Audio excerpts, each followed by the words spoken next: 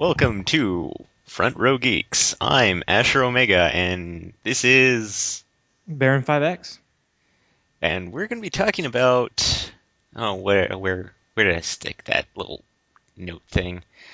Oh yeah, the differences between West, like Western gaming and Eastern gaming. It sounds like medicine. Oh yeah. Well, it's going to be more long. I think the first topic we're going to try and address is the topic of niche genres. Hmm. Mm-hmm. Like, okay, you know about like the entire genre of oh, god damn it. This is me fucking up, people. Me fucking up. As long as you edit it, I don't care. Okay, the entire genre of visual novels. Ah, okay. That will get me going. Okay, uh, okay, I'm gonna propose the idea of why we kind of need something like the visual novels here in the West, but not like how it's handled over in Japan. 'Cause, Okay, shoot. okay, you're both of us are old enough to remember those good old choose your own adventure books. Yeah.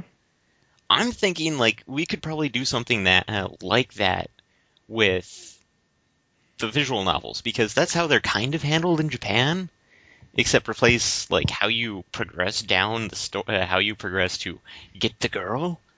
You do it by progressing down the different story paths. Uh-huh. Is that your argument in favor of that? Because I can tell you there's a whole lot of wrong with that. I'm saying it's a step. I'm not saying it's the entire thing. Well, no. If you're talking about, the a successful industry, you can't just talk about a little bit or initial of it.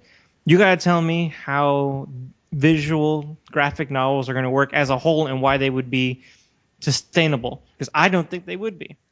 Well, it's kind of on the Japan side, they're very sustainable, but that's because of well, they've found their niche No, niche in is correct. their niche in Japan. The problem is that every time they try and bring something similar or like one of the toned down the H game visual novels stateside, uh, they kind of belly flop. Belly flop. How do you belly flop? What does that mean? Basically, they hit a wall and maybe make a slight dimple in the water, but not a lot of impact. Well, I think that's an extremely good reason for it. Why do we need visual novels? Who gives a rat's? Well, a lot. One of the weird things that I've found out is that a lot of the old game companies like SquareSoft, Enix, like before they became Squeenix, they used to do visual novels, and not of the nice, fluffy kind either. Is there a is that what's that supposed to mean? Who cares if it's fluffy or not? Well, it's not the fluffy part. It's the fact that they got their start by doing the visual novel, by Yeah. creating like stories that could easily be done. And technically, visual novels, all you really need is someone to write the story, someone to do the character sheets, and then like story progression. Yeah, but I mean, there's a lot of different things, even just from what you said. So what if that's what they started with? That's not what they do now, Well, and of course, that's not what they do maybe now. that's good. Maybe it's good not doing that now because we like what they're doing now.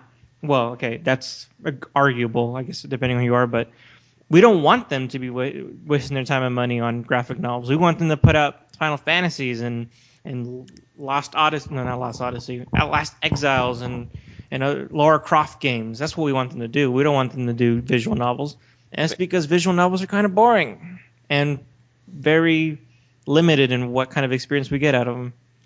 Well, that's true too. But it's more along the lines of I'm thinking of like you know how people are like saying there's no diversity over here in the West, and then like a bunch of people mention games People over would in say that about the East too. yeah, it's kind of like the That's West. But that's no longer a West versus East issue. That's the maturity level of the industry itself. We're Yeah, still young. We still got a long way to go. So that's kind of a moot point too. yeah, it's basically the wall of like as the gaming industry should mature.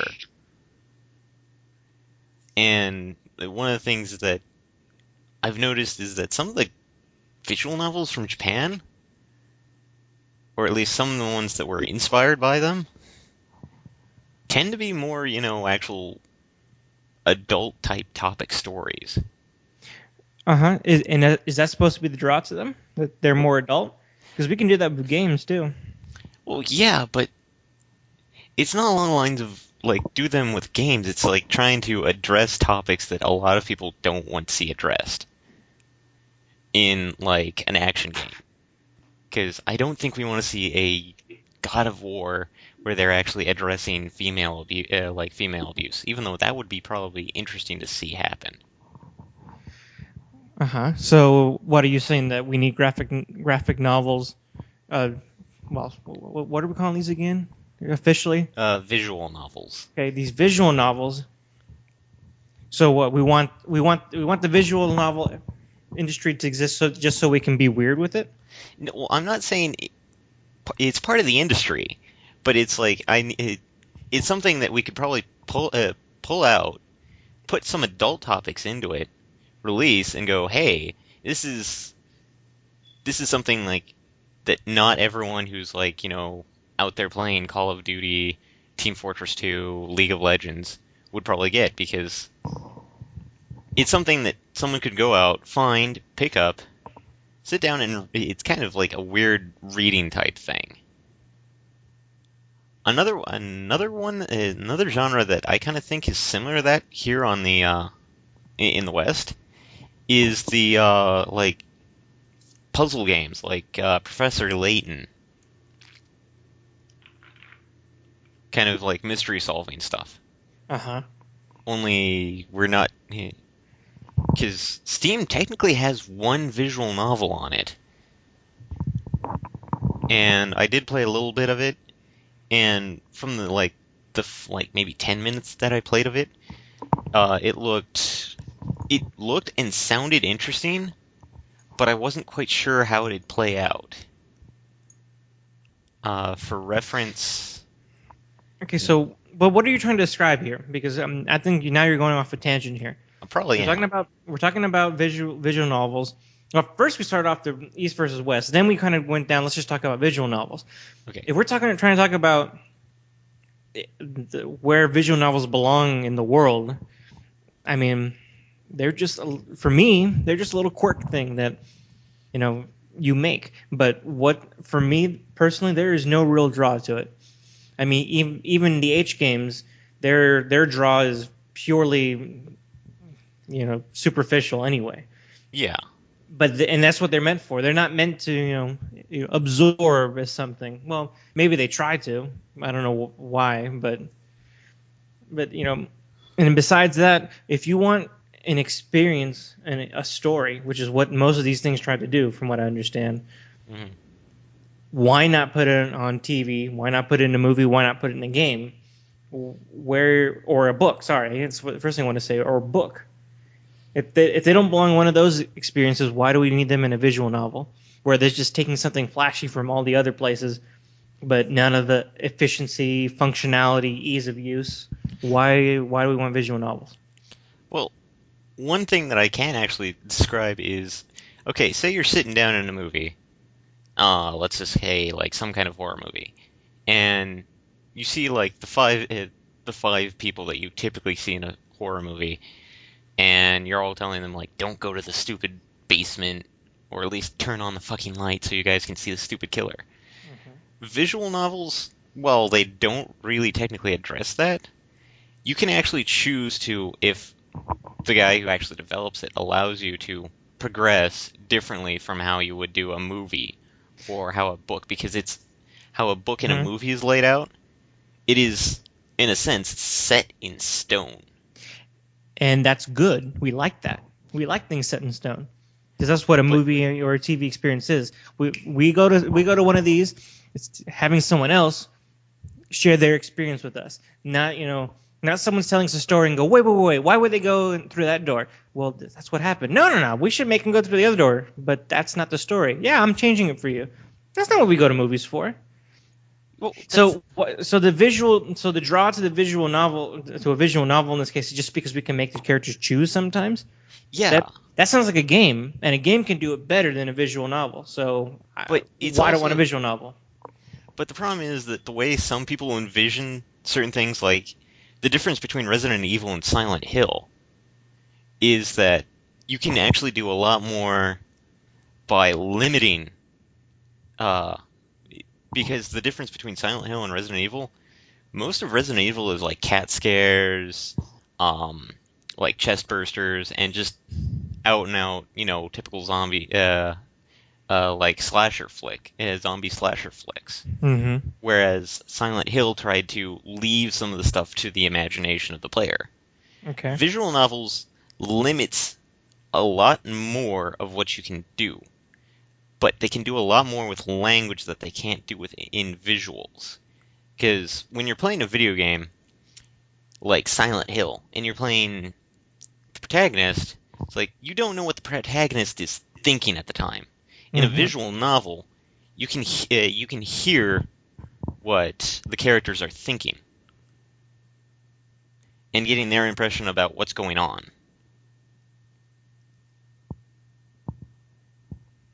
Okay, you can do it in a book too. You can do it in a book, but you can't do it in a video game because technically the character in the story, unless you decide to have like little tiny snippets that pop up as an audio cue in the middle of gameplay, which I'm pretty sure you'll agree kind of ruins a gameplay experience from sometimes.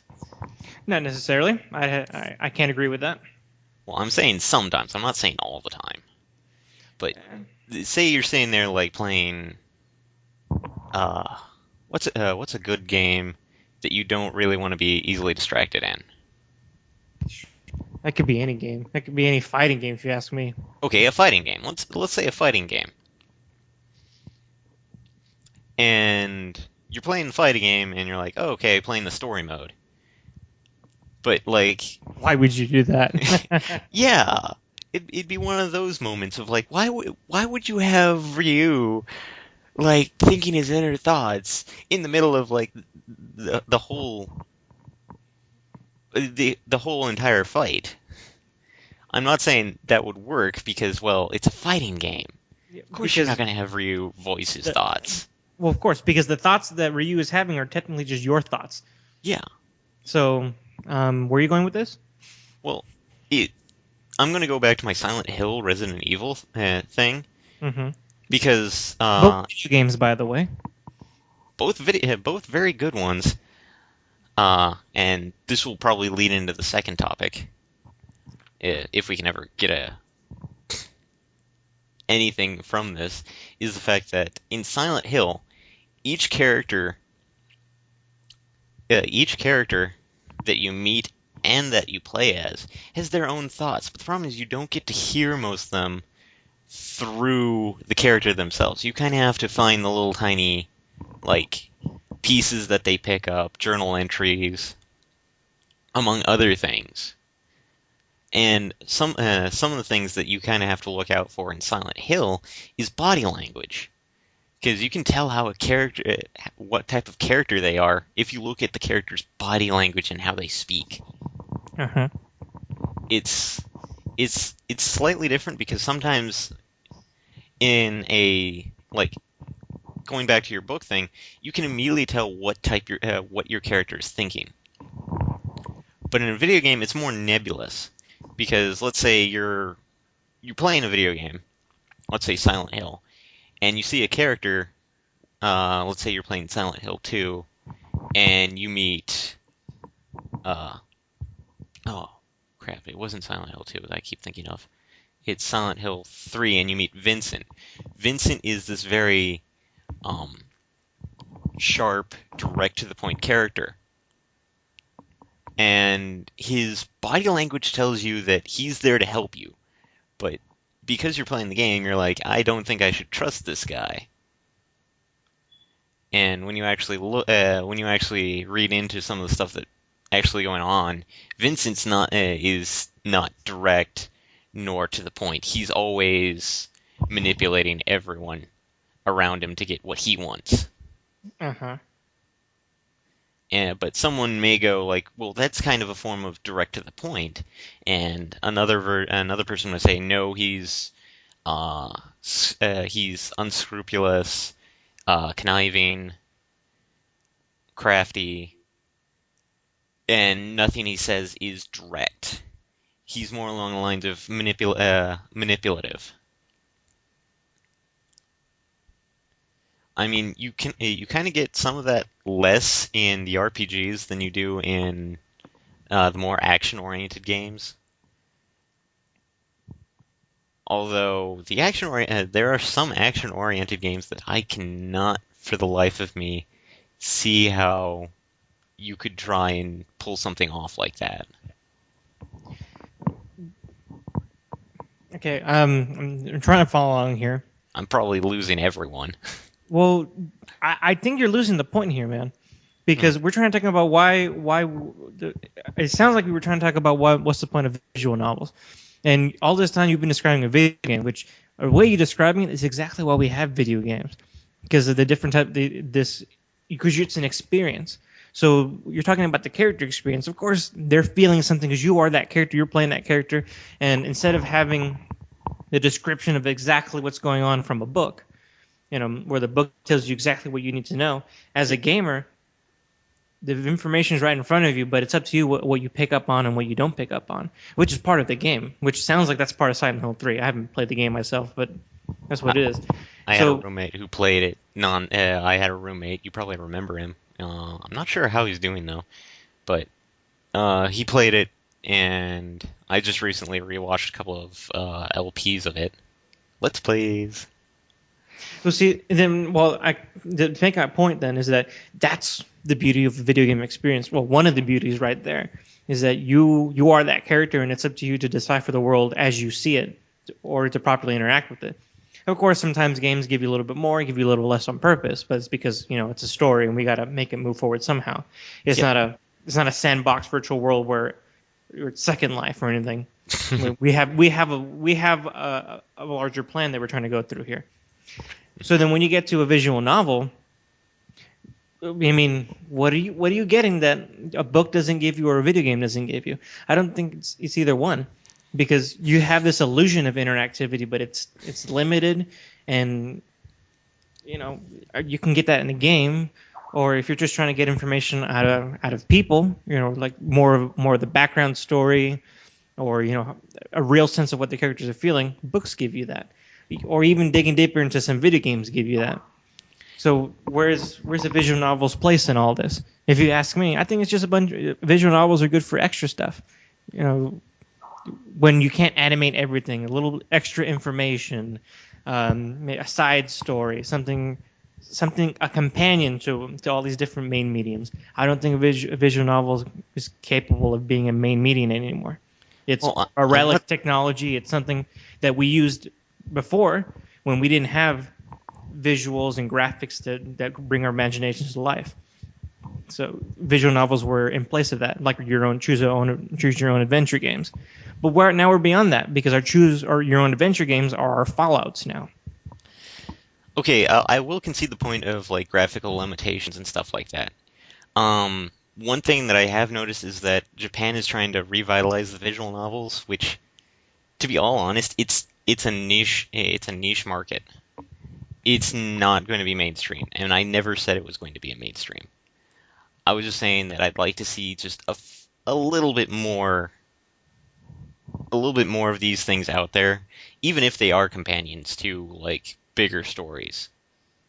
Some of the things that I have seen for the Japan's revitalization of the visual novels is I can't name it off the top of my head, but it's being produced by Bandai Namco, and it's where Love those guys. Oh yes, but in the game you actually play as a character, but between you can actually switch to a different character in the visual novel at any moment, as far as I can tell, and then play. You can literally play the game as various characters throughout the various days of the incident or whatever it's going on. And this happens to work with both male and female characters. I'm not saying that this is probably the best thing to happen to it. For all I know, this game could possibly be like the worst thing to ever come out. You know what? Again, the game industry is a young industry. It has every right to experiment with different things, and this sounds like an experiment that we ought to try. Maybe the whole concept itself won't work, but maybe even bits and pieces will be something we can take from it. So I don't see what the problem with that is. Well, that's the one thing that I kind of want to see is that visual novels will probably be an easier medium to use as experimentation than, let's say, a platformer. That is true. I'll give you that. Ah, okay. So, should we move on to the next topic? Sure. If you had some, yeah. Did you want something else we want to go into? The entire point of tie-in games. Oh, tie-in games. Yeah, you mentioned that before. Yes. Okay. Well, get this started because I think I had a clarification required for that. Okay. Okay. What I'm going to be trying to at least touch on is the entire thing of tie-in games. And I'm not talking like movie tie-in alone, because in the West, those things never work. They might, but they don't. What I'm trying to talk about in tie-in games is the whole, like, the Spider-Man video games, or the X-Men video games, like X-Men Legends. That was actually a pretty good game. And then the whole thing of like how the East tends to deal with those types of tie-in games versus the West how they tend to try and deal with those tie-in games. Because I see the East dealing with tie-in games a little bit better because they're not trying to lock down a story, like one singular story to like a 5-hour game. They try and incorporate as many elements as many of the stories from that universe into that game. Okay. A good example of this that is actually seen in the West and does have its slight cult following here is the whole Dynasty Wars Gundam series. Mm-hmm. Once again from Bandai Namco. But one thing that I have seen is the West, like every time you mention a tie-in game, everyone immediately thinks to movie tie-ins, like the Transformers, the original Michael Bay Transformers movie tie-in game for the first movie. Uh-huh. That one, a lot of people thought it sucked. Well, yeah. But is it Half Moon Studios or Full Moon Studios? I don't remember. Decided There's a to reason take. why we think it sucks. Of course, I'm not gonna remember who made it, unless it's remembered that we shouldn't hire them. Well, no, I'm talking about like the fact that it's either Full Moon or Half Moon Studios decided to take on the entire like. It's Full Moon. Yeah, I know who you're talking about now. Full Moon Studios decided to take on the entire Transformers like what led up to G1. Yeah, and why wouldn't you do that? It's a money-making idea. In fact, it's almost foolish not to do it. But keep going. That they pulled it off. They pulled it off so well that Marvel, technically the owners of Transformers, decided to work with them to create literally the canon handbook for G1. Can you specify that, please? Okay. Full Moon Studios is literally writing literally helped write part of. I can't name it off the top of my head, but think the close equivalent to it would probably be like the Japanese Ultramaniacs guides. Maniacs guides. Still not following. Okay, the Ultramaniac, uh, to clarify for those not in the know, or who just don't feel like Googling this, is the Ultramaniac guides are is a step-by-step full incursive guide to a game. Most notably is the ones that they released for the Final Fantasy series, where they literally go into uh, monster stats, the the literally mechanics of the game system Mm-hmm. into into the game. And Okay. I'm not saying this is what Marvel decided to help with Full Moon Okay. You're, Studios. you're getting too meta here. Okay, What's Full Moon's accomplishment here? Why is that a big deal? well, Full Moon decided to take some of the things from the comics, What like the whole comics? the the Transformers comics, Okay. and incorporate it into a game. And instead of building Transformers around like the entire concept of the game around a movie, Uh-huh. decided to incorporate several of the like shorter stories into the game. Okay. I can see where that makes sense though. And instead of trying to build the game around, oh, hey, we're going to make this a platformer, it's like, instead of trying to make Transformers fit into a platformer, they made the platformer fit into the Transformers. Well, because they had the creative license to do it. Yeah, but it's just some of the things that I've seen of like trying to make Thor into a platformer. It's kind of hard to describe what I'm trying to say, because it's like trying to. No, here. Let me try to put pieces together. You're, what you're saying is that the West could do better in its tie-ins, right? Put Yes, more love into it. yes. The thing is that I don't think Japan or the East in any way does it any better. We just happen to know about the really good ones because the good ones stand out, and the terrible ones fade into nothingness. So I know I felt like I had examples, but I don't. But Japan does a lot of superficial, who gives a rat's ass tines to their stuff just as much as the West does. The ones that shine unexpectedly, oh, hey, cool, look, we did something awesome. And the ones that don't, well, they were meant to make the extra money that goes along with whatever marketing you're doing and like that. And most of these tie-in games that you're talking about for the West, that's exactly what they're there for. Thor video games are made for the little kids who are like, "Oh, a Thor video game based on the movie that I saw yesterday. Mom, can you get me that, please?" And cheap money thrown into make this video game, and cheap and even good money coming out of the people who buy it.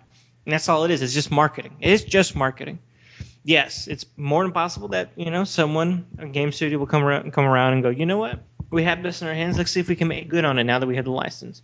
And more power to them, and great that they did that. Just like the ones in Japan who kind of rise above the superficial, and we know about them because they were actually pretty good. I think what you're talking about with this Transformers game is going to be the same thing. It came out of something that should have been completely superficial, should have sucked by all expectations, because this is what we expect about tie-in games, because they're just more or less for marketing and making extra cash. And if they're really good, well, that's good for them. But if they're not, well, that's just kind of what we expect. Okay, well, yeah, that's kind of true. There are kind of games that get released both stateside and in the East that are just basically filler. Bingo. Probably couldn't have put it better myself. It's filler. It's just to get us by. It's just it's eye candy. If there's depth to it, that's great. But it's nothing. We're going to. It's not. If nothing earth shattering comes out of it, we shouldn't be expecting it. And if we do, we're only going to hurt ourselves. Well, there is one thing that it kind of bugs me, but it's more of it ties into more along the lines of licensing issues, at least here in the West. What would that be? In Japan, there's actually a game company, or at least a game developer company called Banpresto, Uh-huh.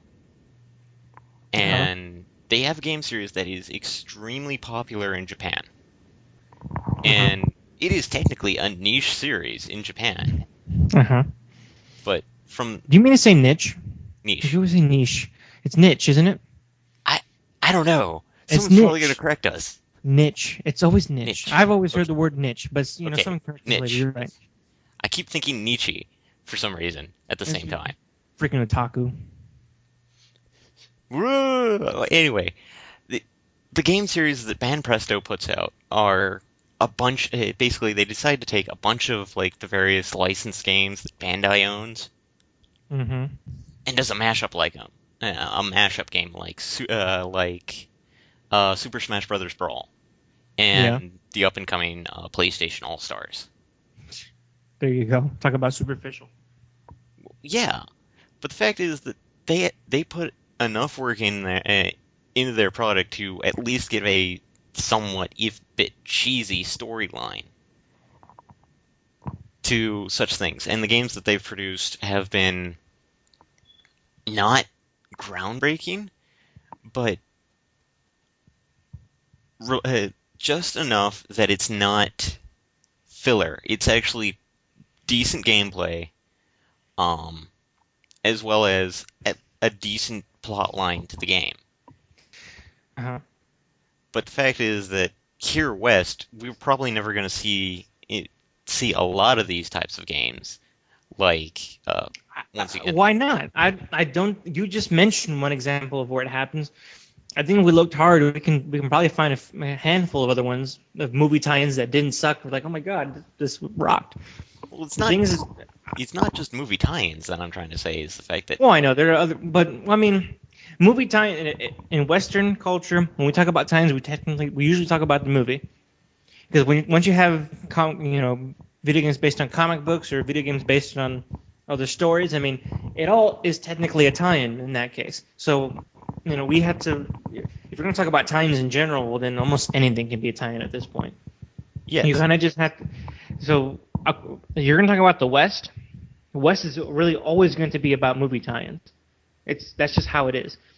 If it's not a movie tie-in, it's probably not a tie-in by the way we're calling tie-ins, cool. because as far as the video game versions goes of things, I mean, there's so much work that goes into these video games based on non-movies that they can be their own thing. We let them be their own thing. We don't downplay them by calling them tie-ins. Like your Star Wars games, they're kind of beyond the tie-ins. They have a life beyond that. Well, So that's we don't because- tend to call them tie-ins, but they're technically tie-ins. Yeah, because they take from the expanded universe stuff like the Old Republic and KOTOR. Literally take from some of the novelizations of Star Wars. Technically, And those are successful technical tie-ins. So where is the West missing out on all these Eastern tie-ins? I don't think it is. I think again it just has to do with the fact that since we live in the West, we're only going to get so much information, and we're probably going to get the good information if we're really looking hard. if we are looking hard, because some of the information that I've been hearing is that this is kind of off topic, but Japan actually certain companies actually deem whether certain games are allowed to come over here stateside or not. And not to razz on anyone, But it has very little to do with their quality. It doesn't have to deal with any of their quality, actually. It's just Yeah. whether or not they see a market in the international waters or not. Bingo. And the fact is that some of the games that Western Outcry has us Westerners crying out for. I'm kind of bringing out the topic, not to the movie tie-in stuff, but more to the topic of importing and exporting games. We're probably leading ourselves off topic, but the entire And let me stop you then, because you're right. Let's not get off topic here. That's Yes. going to be a completely different thing. Import, exporting. I mean, that's a whole other realm altogether. If the game company's feeling like their stuff doesn't belong West Side, they're the ones making the business decisions. They probably seen what happens when you throw something at the West and it doesn't stick. Companies rise and fall due to that kind of thing. So can't blame them for that. But if we're going to be talking about tie-ins, I don't think the West has anything substantial to learn from the East. And I think vice versa is true as far as tie-ins go. I think superficially a tie-in is going to be what it is, superficial. Going to be about marketing, making a little extra cash on a franchise, on some sort of IP. And if it takes off because someone did something really good with that project, great, awesome. We're making even more money. We didn't have to try that hard. But besides that, it's just a tie-in. Well, plain and simple. I'm going to list two examples that I'm probably going to have to explain about why I think some of the tie-ins are done a little bit better in the East than in the West. But then again, this is just my personal opinion on this entire thing. And that is the Super Robot Wars and Another Century episode games. To explain, both of these games are made by Banpresto, and they take pretty much from anything Bandai owns and decides to create a game based around the entire concept of what happens if these IPs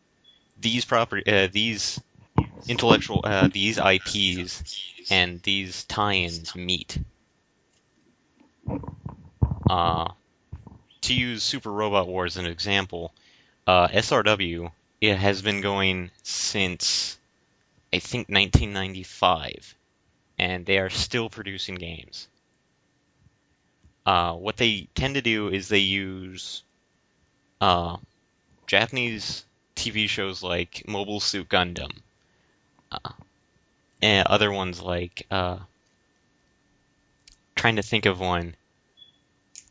It's Code Geass. I love that one.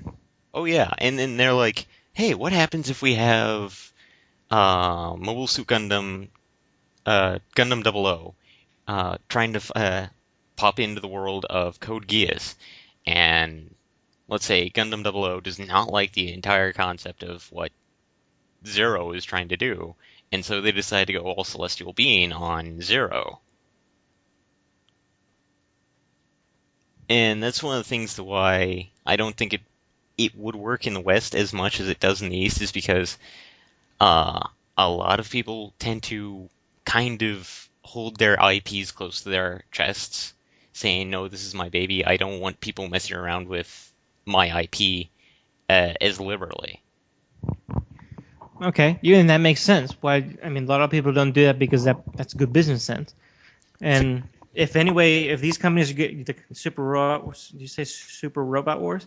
Just say SRW. It's easier that way. SRW, it gets away with it because they're the same company making the same games that whose IP come from the same company.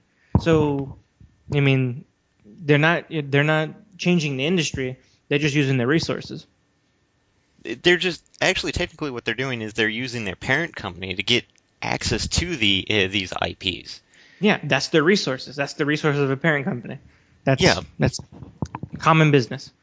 It's just that even common business can be done super well. It looks like that's what they're doing. But in another sense is that there's another game coming out for the 3DS in Japan, which I look at it and like, oh wow, this looks pretty nice. But it's like, I know for sure it's not coming stateside, and the game in question... Because it'd probably be only you and like 10 other people who would play it, and that's for a reason. Nothing against the quality of the game, but it's just because we're not aware of that stuff. That's not our culture. We don't get into it like the people in Japan do. Well, I'm not saying that... that's how it is. I'm not saying it's just me, but it's kind of like, I'd like to see this game at least shown in the Western states. Yes, but it won't. Unless there's a lot of people who might like it. Can I at least mention the game's name so people can actually go out and look for this? Yeah. The game is being brought out by Bandai Namco, and it's being called Project X Zone, and it is taking Bandai Namco characters with Sega characters and Capcom characters, and it is a RPG. Sounds very Japanese. Well, it is. It is. It really is. Because something similar like this has happened once before again, with Bandai Namco and Capcom teaming up for a game that came out for the PlayStation. I can't remember the name of it. but it never saw stateside because, well, they didn't see it. They didn't see international waters, and I think a little bit of litigational hell from the West Coast uh, companies, because it was once again Namco. It was Namco and Capcom creating a tactics-like game for the PlayStation. Okay. Well, it's fun. If there's any takeaway, perhaps then is that maybe Western companies should really consider stretching out their borders a little bit, doing some sharing. That's not altogether foreign, and I think there's plenty of evidence that Western game companies are doing a little bit more in that here and there. So it just sounds like a trend that will eventually pick up. And even if it doesn't, I mean, we're on the edge of like a digital age where physical medium for games will be almost non-existent. I can only imagine that a consequence of that is going to be that if you're in America and you want a Japanese game, okay, digitally download, done, next. Yeah, that can't be far away. Well, considering because it would cost them nothing to have it done. It'll cost you in your pocket like the equivalent. But it won't cost exchange the of companies. But It won't cost the companies anything to do it. Even now, technically, it doesn't cost them to do it, but some laws still have to be rewritten and blah blah blah blah blah. But that'll happen. Corporate Japan, corporate America, corporate whatever will have it done eventually. It's just the maturity and evolution of the game industry in a global sense this time. So we keep pushing it and we keep asking for it. Eventually, it'll happen. But as far as what the takeaway is between East versus West, I don't think the West has anything real to take away from it. Well, we could probably take away a lesson of like, hey, maybe we could like open up a little bit. Maybe, but I already see that happening. Yeah. I mean, PlayStation All-Stars, and everyone's going like, what the hell is that? I'm not saying it's a ripoff, because some of the videos I've watched, it's more fighting game than, well, Smash Brothers, than anything else. Well, again, it's easy in Japan because all the examples you've come up with for the companies that do this are all like of the same 3 or 4 companies. And that's what makes it easy for them to do this. Here in the Western, there is enough fragmentation that for things to come together is a little more difficult than that. Yeah. And so, I mean, that's what it is. Namco Bandai, just good for them. They have a lot of IP. They can do these kind of things. Blizzard, not so much. Activision, maybe a little bit more. Nintendo can do it because every game under Nintendo owes their lives to Nintendo. Oh, yeah. PlayStation, Sony probably only can do it now because they had to do a lot of leverage and really had to put it out there. Well, they've been trying fanboys aren't as heavy for Sony as they are for Nintendo. So see this. So in reality, this is still all a reaction of the player base. So the player base doesn't make the decision in that kind of realm. True. So again, it goes back to the Western companies, and they have little say. They can come up with these different ideas, but like any other idea that may be good or may be bad, it's gotta meet some standards. Got to convince some people. Yeah, it all boils down to basically the connections between companies. Because in Japan, it's easy to do something like that. But in the West, it's kind of trying to get cat wrangling, really. Because Blizzard doesn't want Activision or EA all up in their business, and neither does the other two. But some of the things like EA's